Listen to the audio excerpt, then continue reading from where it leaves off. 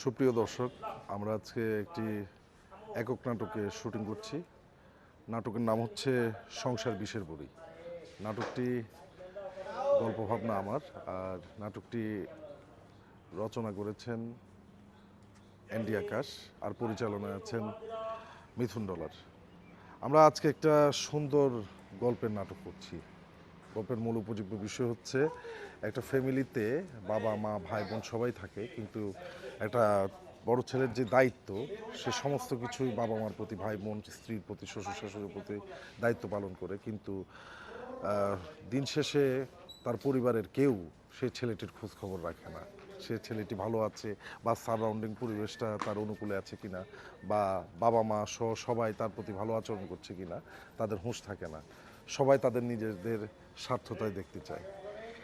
পরিসরে এই পুরো ফ্যামিলি যখন তার প্রতিকূলে চলে যায়, এবং একটা ছেলে যখন স্ট্রাগল করে ফ্যামিলিকে ভালো রাখতে গিয়ে কোনো মানুষকে কাছে পায় না, কাছের মানুষদের, তখন তার পরিস্থিতিটা কি হয় সেটা নিয়েই আজকের এই গল্প, আজকের এই নাটক। দর্শক মণ্ডলী, আমার মনে হয় আপনারা গল্পটা দেখলে অনেক ভালো লাগবে, এবং সমাজের কিছু মানুষের জন্য অবশ্যই মেসেজ আছে, এবং মেসেজটি অবশ্যই খুব সুন্দর। আমরা সমাজের সব মানুষই একে অপরের পরিপূরক।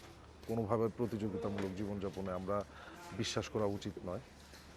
তো পরিবারের, সমাজের সমস্ত মানুষ যে একসাথে একত্রীভূত হয়ে একে অপরের পরিপূরক হয়ে সবার সুখ দুঃখ বুঝে সবার সাথে হয়ে থাকাটা দরকার, এই গল্পে তাই বোঝানো হয়েছে।